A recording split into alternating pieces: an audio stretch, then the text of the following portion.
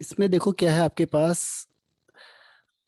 ये जो है, इसमें मैंने पूरे नोट्स बनाए हुए हैं, क्योंकि जो चीज़ पढ़ी आपने उसी को लगभग मैंने रिवीजन करना है। ठीक है, तो इसीलिए मैंने आपको डायरेक्ट ये लिखा हुआ ही दिखा दिया। अब फर्स्ट है इसमें एक्सट्रैक्शन ऑफ जिंक। ठीक है, जिंक कैसे एक्सट्रैक्ट होगा। तो एक्सट्रैक्शन ऑफ जिंक के लिए सबसे पहले मुझे क्या करना है, जिंक के और कौन कौन से होते हैं। जो जिंक के और होंगे उसी से तो हम जिंक निकालेंगे। तो जिंक के और के नाम क्या है, देखो पहला है zinc blende, Z N S, zincite, Z N O, calamine, Z N, CO3। आप कहोगे इसे जिंक कार्बोनेट कहते हैं, लेकिन इसे और में कहेंगे कैलामाइन।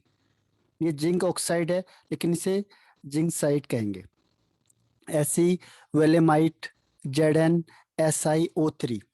ठीक है, और यह electric calamine, Zn SiO3 .ZnO.S2।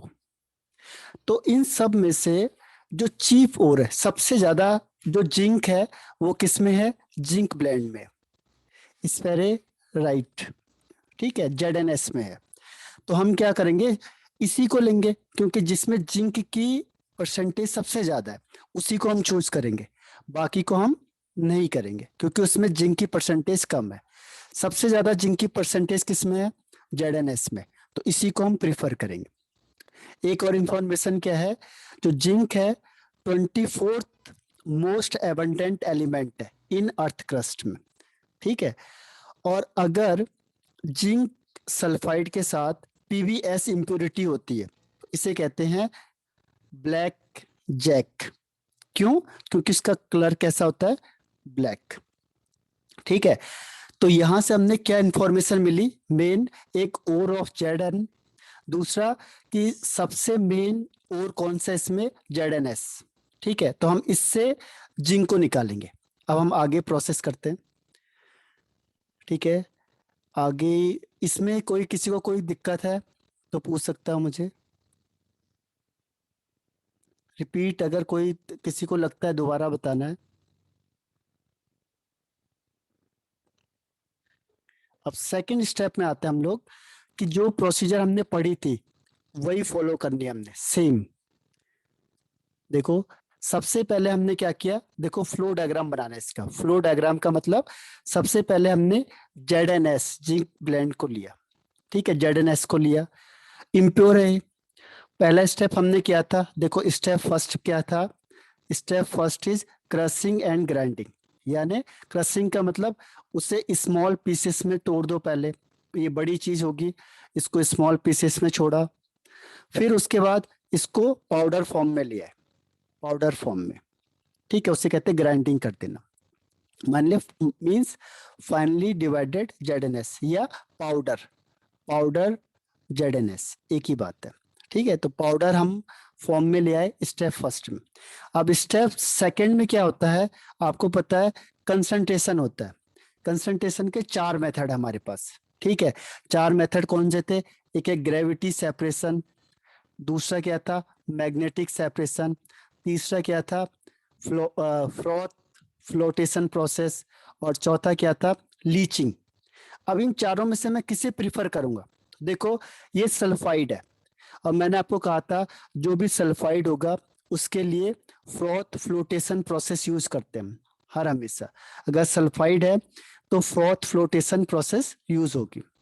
इसको फ्रॉथ फ्लोटेशन प्रोसेस यूज करके हमने क्या किया, उसे कंसंट्रेटेड Zn S बना दिया। ठीक है, तो पहले कंसंट्रेटेड Zn S हो गया। अब देखो सल्फाइड है, अब हम स्टेप थर्ड में आ गए। तो हम क्या करते हैं, कंसंट्रेटेड को मेटल ऑक्साइड में चेंज करते हैं। तो उसमें दो प्रोसेस होती है, एक होता है कैल्सिनेशन और एक होता है रोस्टिंग। तो हम इसमें कौन सी चीज यूज करेंगे, रोस्टिंग। क्यों करेंगे, क्योंकि सल्फर है, तो सल्फर होगा यानी सल्फाइड होगा तो रोस्टिंग। और अगर कार्बोनेट होगा तो कैल्सिनेशन। तो कैल्सिनेशन को हम यूज नहीं करेंगे, रोस्टिंग करेंगे कंट्रोल्ड करंट ऑफ एयर में और इतने टेम्परेचर में। तो यहाँ से क्या बन जाएगा, रोस्टेड ओर। अब ZnO बन गया रोस्टेड ओर। इसमें अलग तरीके की इम्प्योरिटी होती है। अब आपको मैंने कहा था Zn कार्बन से रिडक्शन हो जाता है, ठीक है, Zn का कार्बन से रिडक्शन हो जाता है, Zn से कॉपर तक कार्बन से रिडक्शन हो जाता है, तो हम रिडक्शन करेंगे इसका, तो ZnO से Zn बन जाएगा ये, ठीक है। और इसमें अभी भी इम्प्योरिटी होंगी। तो ये स्टेप हमने देख लिया। देखो शुरू से लेके जो हमने पढ़ा था ये हमने फिर से रिवीजन किया। कार्बन को हम सबसे ज्यादा यूज करते हैं, लगभग 90% के आसपास कार्बन ही यूज होता है, क्योंकि सस्ता पड़ता है और महंगे हो जाते हैं, ठीक है। तो यहां तक किसी को कोई प्रॉब्लम आई है तो उससे पूछो, मुझे रिप्लाई करके बताओ मुझे, ये आया समझ में कि नहीं आया।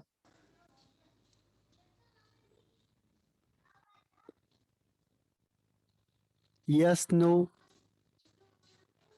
ओके श्रुति, अंबिका, आपको मैंने बता ही दिया है कि जो अब की बार का पैटर्न है वो CBSE ने तो अनाउंस कर दिया है कि वो ऑब्जेक्टिव टाइप आएगा आपका फर्स्ट वाला जो पार्ट है, और ICSE ने भी मेरे ख्याल से अनाउंस कर दिया, वो मैं आपको कंफर्म करके बता दूंगा। तो इसका मतलब आपको ऑब्जेक्टिव में ही फोकस करना है। तो इसमें छोटी छोटी चीजें पूछी जाती है। अब हम आगे बढ़ते हैं, देखो इसके आगे स्टेप में नेक्स्ट क्या होगा। अब हम यहाँ तक पहुंच गए, अब हम करेंगे उसकी रिफाइनिंग। रिफाइनिंग कैसे होगी देखो। अब रिफाइनिंग के हमारे पास दो मेथड है। मैंने आपको कहा था कि सल्फाइड अगर यूज होता है, Zn है, तो Zn किसमें यूज होगा, इलेक्ट्रो रिफाइनिंग में भी यूज होता है और डिस्टिलेशन में भी यूज होता है। आपको एग्जाम्पल में देखना, आप चेक करना। तो Zn है जो इलेक्ट्रो रिफाइनिंग में भी यूज है और डिस्टिलेशन में भी यूज है, तो आप दोनों से कर सकते हो। आप कोई भी एक मेथड इसमें से चूज कर सकते हो। इलेक्ट्रो रिफाइनिंग से कर लो, और इसमें क्या होगा, ये ज़्यादा अच्छा है। इसमें इलेक्ट्रोलाइट लेते हैं हम, ZnSO4 plus dilute H2SO4। Cathode यहाँ पे एल्युमिनियम शीट होती है और एनोड होता है इम्प्योर जिंक। तो हम इलेक्ट्रोलाइटिक सिस्टम करते हैं, सेम ऐसे ही करेंगे जैसे हमने किया था।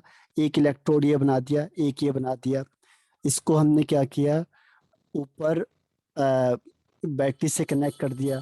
फिर हम इसमें क्या करते हैं, इलेक्ट्रोलाइट फिल करते हैं। तो जो इलेक्ट्रोलाइट फिल करते हैं वो ये है, ZnSO4 प्लस डाइल्यूट H2SO4, ठीक है। और कैथोड यानी माइनस वाला एल्युमिनियम का बन गया, और जो प्लस वाला है वो क्या बन गया, इम्प्योर Zn का। अब क्या करोगे, जैसे आप इलेक्ट्रिसिटी पास करोगे, एनोड में क्या होता है, एनोड में होगा ऑक्सीडेशन। तो Zn इलेक्ट्रॉन को लूज करेगा और Zn2 प्लस आ जाएगा। फिर ये Zn2 प्लस यहाँ एल्युमिनियम के चारों तरफ लग जाएगा, डिपॉजिट हो जाएगा, क्योंकि कैथोड में ये डिपॉजिट होगा। कैथोड मतलब माइनस चार्ज।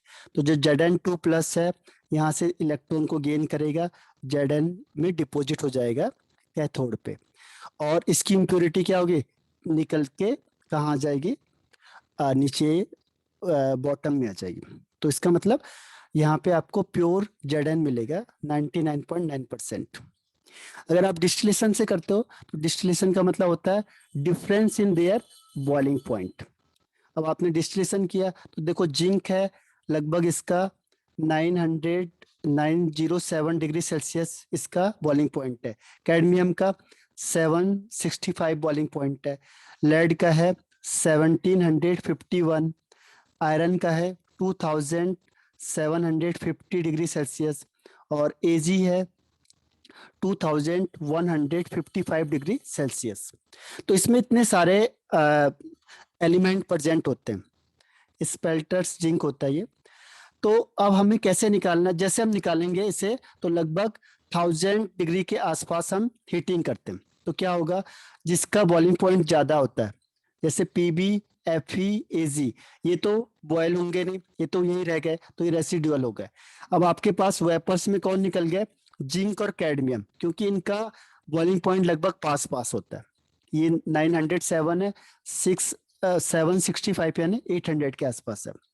तो फिर हम क्या करते हैं, जो इसके वेपर्स बने हैं इसको 800 डिग्री पे हीटिंग करेंगे। तो क्या होगा कि जो कैडमियम है इसका बॉइलिंग पॉइंट 800 से कम होता है, तो ये क्या होगा, वेपर्स बन के बाहर हो जाएगा। और जो जिंक है इसका 800 से ज्यादा होता है, 907 पे, तो ये यहीं रुक जाएगा, तो ये दोनों अलग अलग हो जाएंगे, तो फाइनली आपको जिंक मिल जाएगा। तो आप कोई भी दोनों में से एक मेथड यूज कर सकते हो। ठीक है, तो ये हो गया आपका रिफाइनिंग का। क्लियर हो गया यहाँ तक? या इसमें फिर से बताऊं, इससे रिफाइनिंग वाले केस में दो मेथड है, आप कोई भी एक मेथड को यूज कर सकते हो। ठीक है, तो अब मुझे इससे बताओ, ये समझ में आया आपको कि नहीं आया?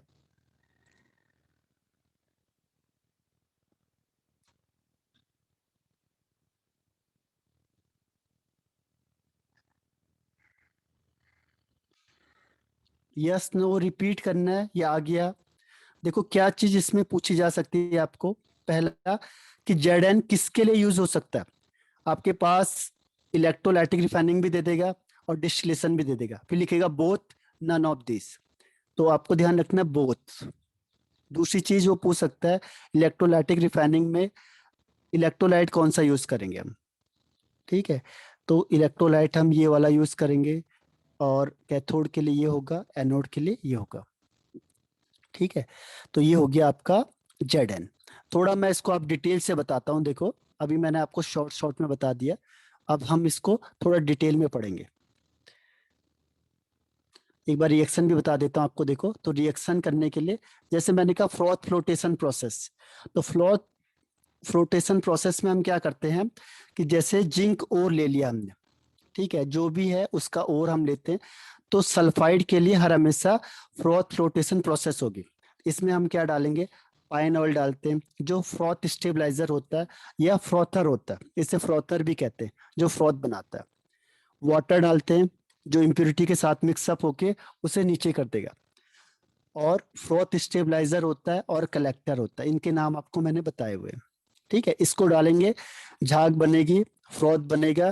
फ्रॉथ में क्या होगा, जेडएनएस होगा, उसे स्कीम आउट कर लोगे आप, निकाल लोगे आप। ठीक है, इम्प्योरिटी यही रह जाएगी। लेकिन अगर जेडएनएस के साथ पीबीएस भी है, यानी दो दो सल्फाइड होगा, तो इसमें हम डिप्रेसेंट का यूज करते हैं। वो क्या करेगा, एक के साथ रिएक्शन करके उसे रोक देगा, दूसरे को आ, सर वो करेगा क्या, एक को रिएक्शन करके डिप्रेस कर देगा, एक को सप्रेस कर देगा।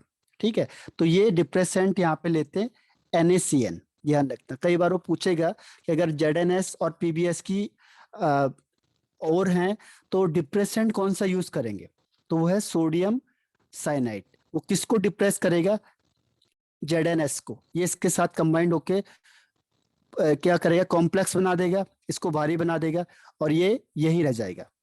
ठीक है, प्लस जेडएनएस, तो ये इसको क्या करेगा, Na2 जेडएन और ये CN का होल 4 बना देगा, यानी कॉम्प्लेक्स बन जाता है।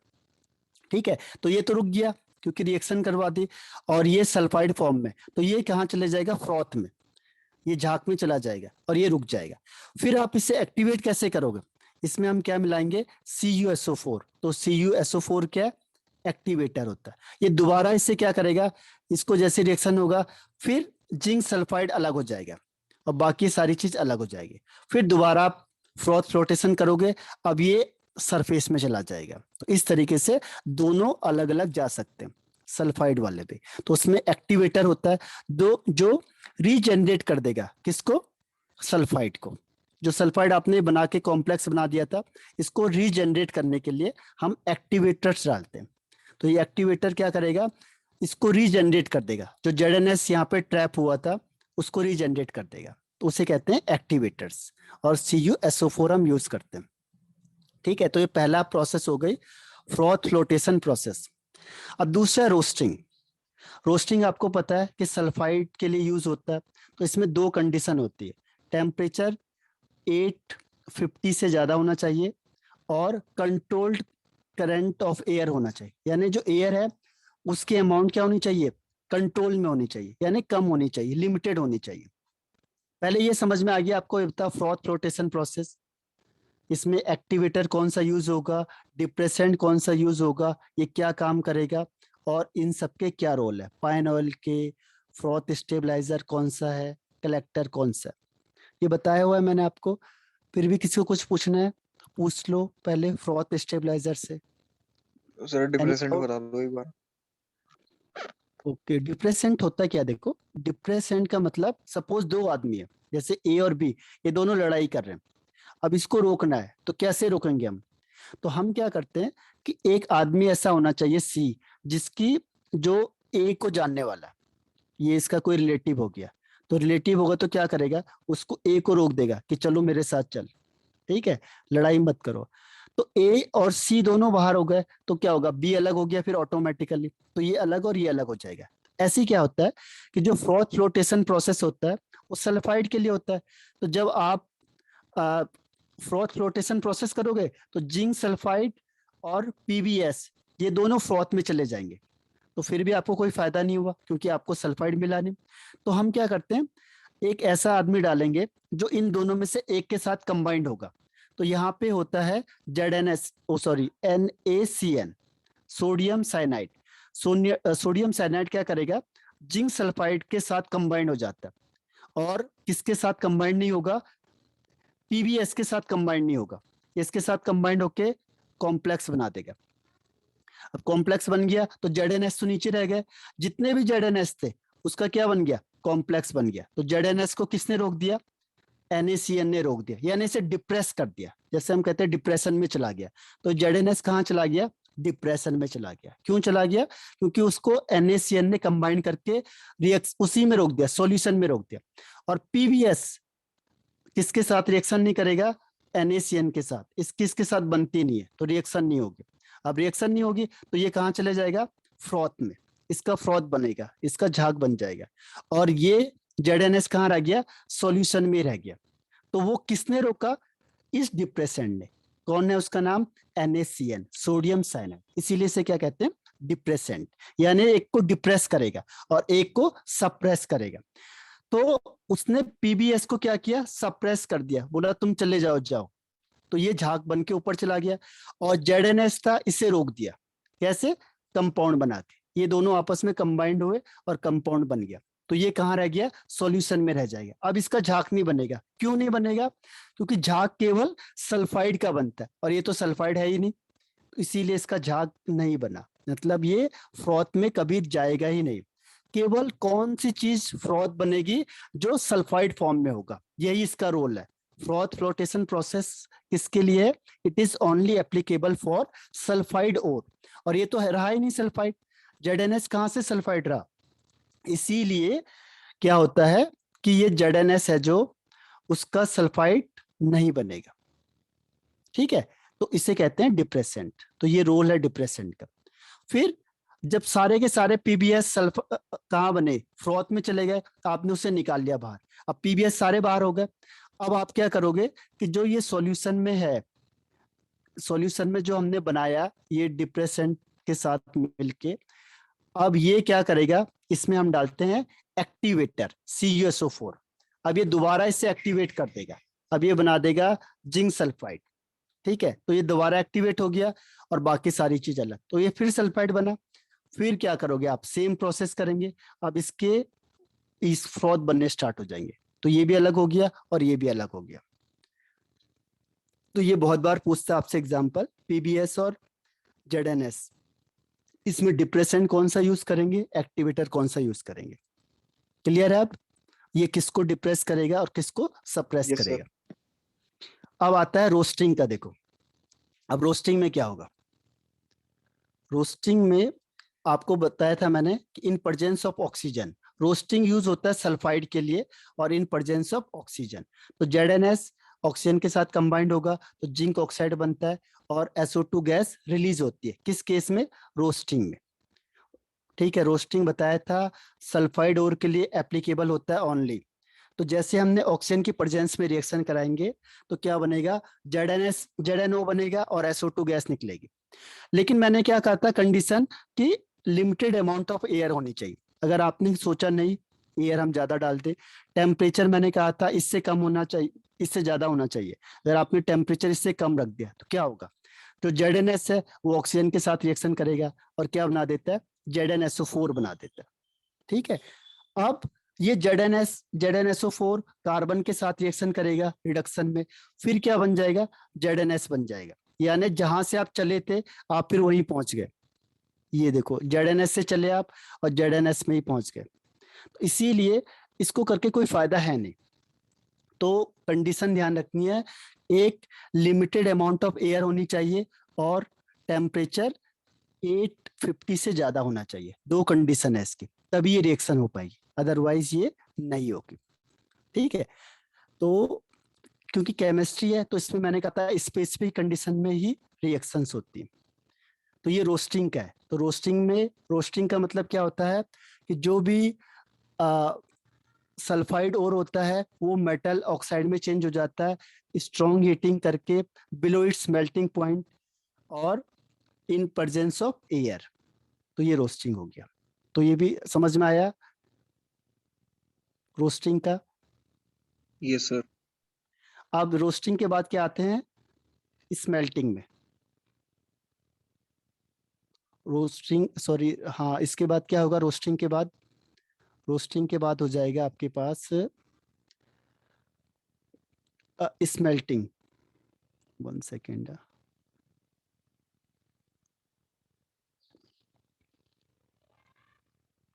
स्मेल्टिंग होगी क्योंकि मैंने कहा था इसमें क्या था, रिडक्शन ऑफ कार्बन। यहाँ पे कार्बन से रिडक्शन होता है, ZnO में कार्बन से रिडक्शन हो जाएगा। ठीक है, तो जब कार्बन से रिडक्शन होगा तो यहाँ पे हम कहते हैं carbon as a reducing agent, और कार्बन रिड्यूसिंग एजेंट होगा तो उसे कहेंगे स्मेल्टिंग। तो स्मेल्टिंग में ZnO प्लस C, तो ये बनता है Zn प्लस CO। ठीक है, इसमें CO2 नहीं बनता है, CO बनता है बस। और टेम्परेचर होना चाहिए 1300 डिग्री सेल्सियस से 1400 डिग्री सेल्सियस। ठीक है, इतना टेम्परेचर होना चाहिए इसमें। तो Zn क्या होगा, यहाँ से अलग हो जाएगा। अब होता क्या है कि जो ZnO है अगर कार्बन के साथ रिएक्शन करके सपोज करो CO2 बनाता है, आपने कहा कि CO2 बन रहा है, तो ये CO2 इस कार्बन के साथ रिएक्शन के साथ करके क्या बनता है, 2CO बना देता है। तो फाइनली हमें क्या मिलेगा, CO ही मिलता है। तो इसीलिए हम इसी रिएक्शन को लिखते हैं केवल, ZnO plus C gives Zn plus CO। ठीक है, तो इसमें CO2 नहीं बनेगा, CO बनेगा। और जो जिंक है इसका बॉइलिंग पॉइंट कितना होता है, 900 डिग्री सेल्सियस। तो क्या होगा कि जो ओवरऑल रिएक्शन टेम्परेचर है वो इससे कम होनी चाहिए। ठीक है, ओवरऑल टेम्परेचर कम होनी चाहिए, किससे, 907 से। ठीक है, क्लियर है कि नहीं है ये,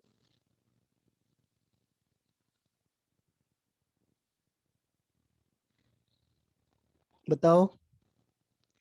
स्मेल्टिंग का मतलब क्या होता है कि carbon act as a reducing agent. तो यहाँ पे Zn में क्या होगा, कार्बन एक्ट करेगा रिड्यूसिंग एजेंट की तरह। ओवरऑल जो टेम्परेचर होता है वो बॉइलिंग पॉइंट या मेल्टिंग पॉइंट से कम होना चाहिए। ठीक है, नहीं तो क्या होगा, वो डिकम्पोज हो जाएगा। तो उसको रोकने के लिए हम जनरली क्या करते हैं, जो उसका जो ओवरऑल टेम्परेचर होगा वो उसके बॉइलिंग पॉइंट से कम होना चाहिए। Zn का बॉइलिंग पॉइंट है 907 डिग्री सेल्सियस, उससे कम होना चाहिए। क्लियर सर है आप? रिएक्शन बॉइलिंग हाँ, पॉइंट। नहीं इसका, जिंक का, हाँ जो रिएक्शन का बॉइलिंग पॉइंट है।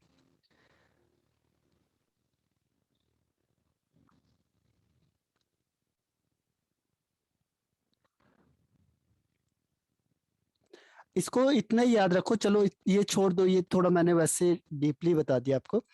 ये जो है यहाँ पे मेन रिएक्शन आप इसी को याद रखो बस, कि जो ZnO है प्लस C है, तो इसमें टेम्परेचर इतना जाना चाहिए 1300 डिग्री से 1400 डिग्री सेल्सियस तक।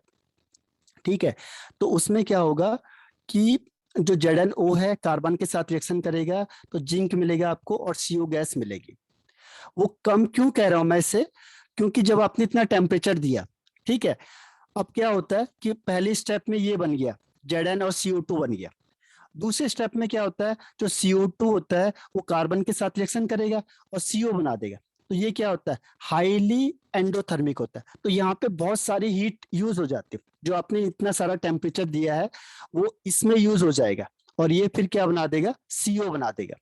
ठीक है, तो जो ओवरऑल टेम्परेचर देखा गया वो इससे कम देखा गया, जबकि आपने कितना दिया, आपने दिया 13 से 1400 दिया, लेकिन ओवरऑल बाद में देखा गया कि जो पूरे रिएक्शन में टेम्परेचर जो है वो इससे कम हो रहा है।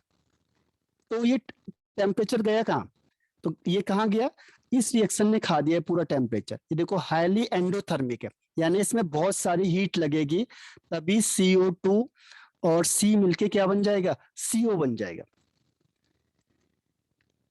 ठीक है, आया समझ में अब, बताओ यस नो। ओके, और कोई डाउट है तो पूछ लो मुझे। अब देखो नेक्स्ट आता है इसमें, स्मेल्टिंग के बाद क्या होता है, इलेक्ट्रो रिफाइनिंग। मैंने आपको बताया था अभी कि इलेक्ट्रो रिफाइनिंग हम यूज करेंगे या डिस्टिलेशन हम यूज करते हैं। तो इलेक्ट्रो रिफाइनिंग में क्या होता है, कैथोड को हम एल्युमिनियम शीट लेते हैं, यहाँ पे एनोड लेते हैं इम्प्योर जिंक, और इलेक्ट्रोलाइट हम लेते हैं ZnSO4 एंड डाइल्यूट H2SO4। ठीक है, तो एनोड में क्या रिएक्शन होती है, एनोड में होती है जो जिंक है वो इलेक्ट्रॉन को लूज करेगा और क्या बना देगा, Zn2+। तो ये इलेक्ट्रॉन को लूज करेगा, तो क्या होगा, जो आपने एनोड लिया है वो क्या है, इम्प्योर है। इम्प्योर में क्या होगा, ये यहाँ से निकलता रहेगा, तो जिंक यहाँ से निकलेगा Zn2+ के फॉर्म में, और यहाँ से क्या भी निकलेगा, इलेक्ट्रॉन निकलेगा। तो धीरे धीरे करके जो ये एनोड है इसकी कंसंट्रेशन क्या होती जाएगी, कम होती जाएगी, डिक्रीज होती जाएगी, कम होता जाएगा। क्यों, क्योंकि इससे निकलता जा रहा है। अब ये Zn2+ निकलेगा, अब कैथोड माइनस चार्ज वाला है, तो ये क्या करेगा, इससे इलेक्ट्रॉन देगा, तो Zn2+ प्लस इलेक्ट्रॉन, तो ये जिंक हो जाएगा। तो ये जो दूसरी तरफ आपने एनोड बनाया हुआ है, सॉरी कैथोड बना हुआ है, उसमें ये जो जिंक है वो क्या होगा, ये डिपॉजिट होता चला जाएगा। तो यही तो चाहिए था हमें, जिंक यहाँ से आ जाएगा, इम्प्योरिटी नीचे चली जाएगी।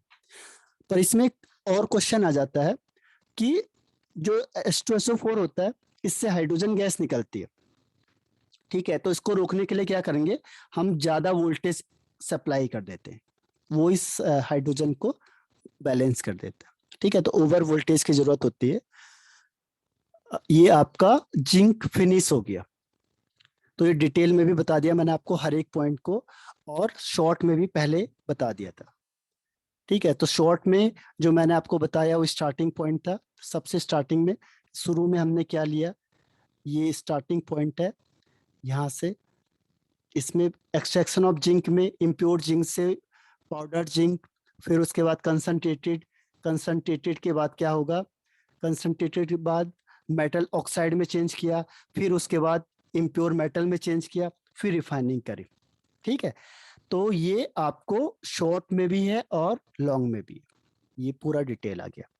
कहीं कोई दिक्कत है तो उसे पूछो मुझे, ये मैंने आपको भी भेज दिया है ताकि आप देखो इससे। ठीक है, तो अगर क्लियर हो गया तो मैं आगे बढ़ जाता हूँ। बताओ, एनी डाउट।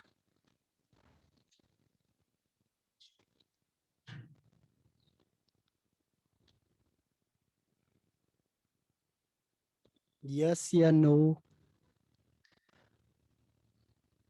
ओके अंबिका,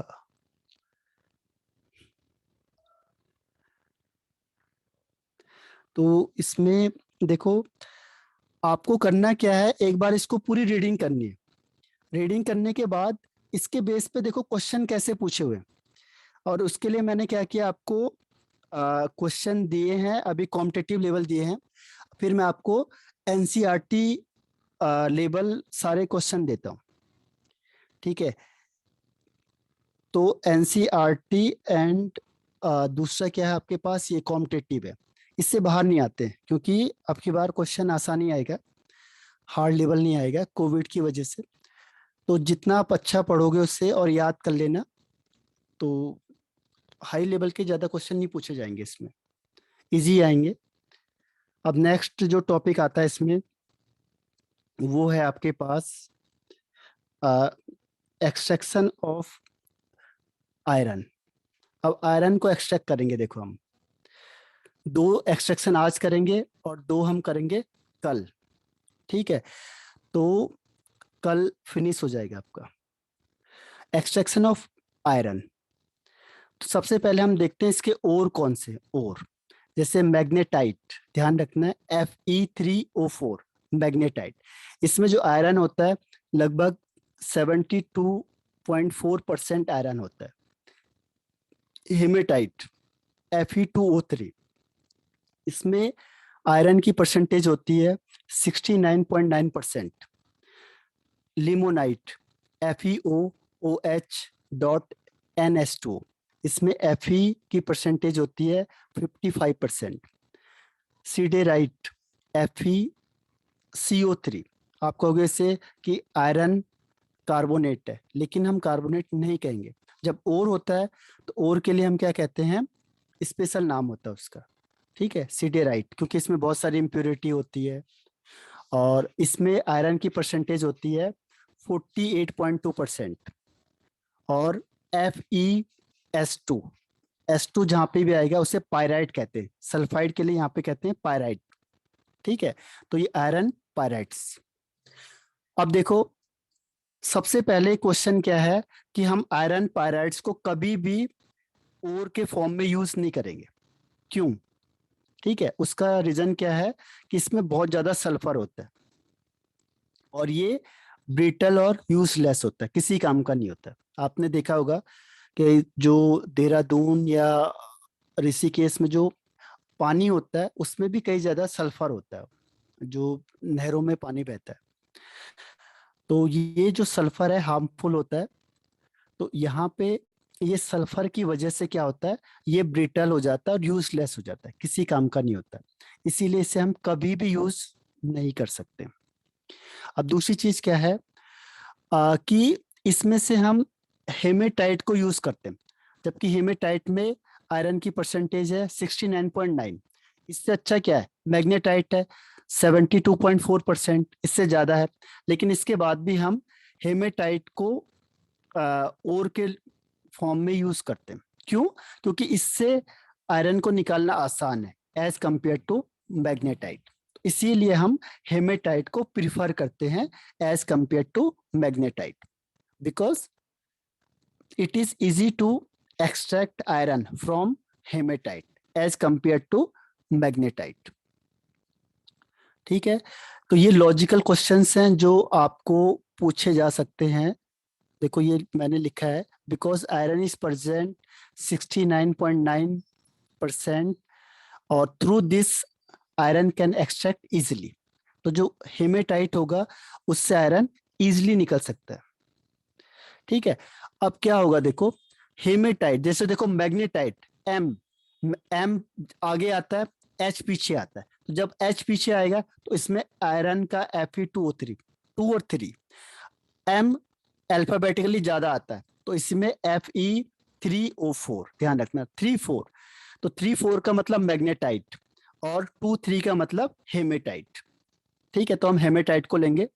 अब फ्लो चार्ट बनाता हूं मैं पहले आपको। पहले हमने इम्प्योर हेमेटाइट लिया, इससे क्या करना है, क्रशिंग और ग्राइंडिंग, ये तो सबके केस में चलेगा। फिर हम इसे पाउडर फॉर्म में ले आएंगे।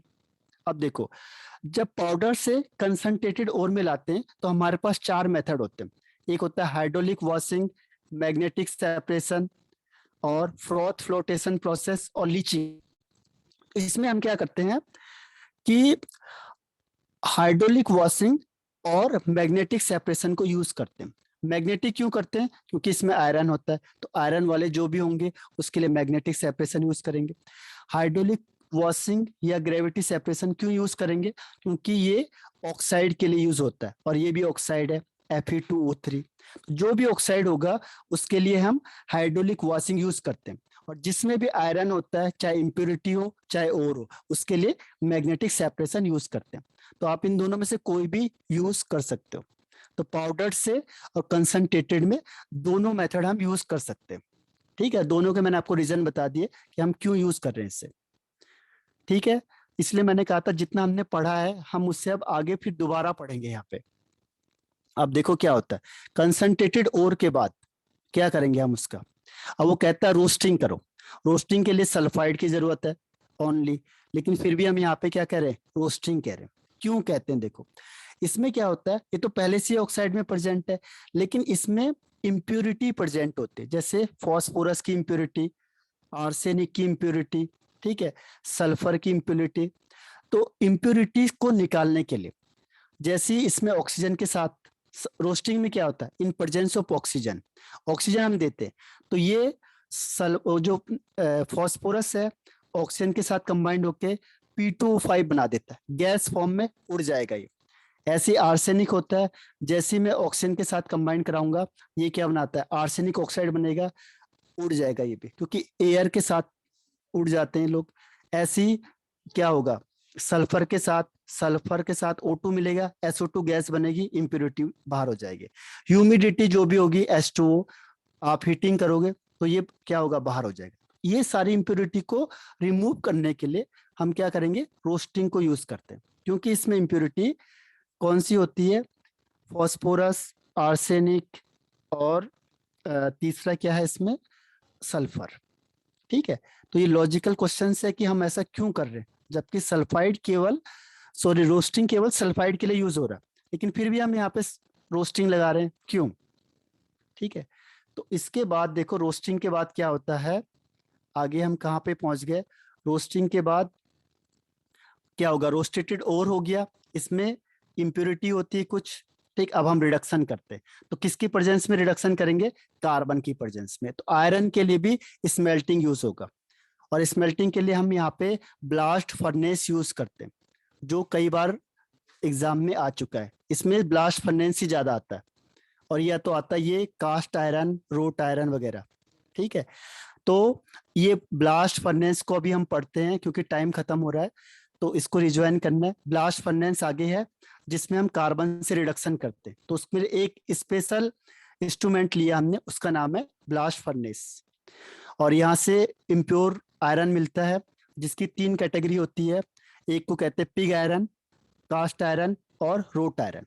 पिग आयरन का मतलब कार्बन की परसेंटेज 4 to 5%, कास्ट में 3% और रोट में 0.5%। तो सबसे प्योर रोट, फिर कास्ट और सबसे इम्प्योर पिग आयरन।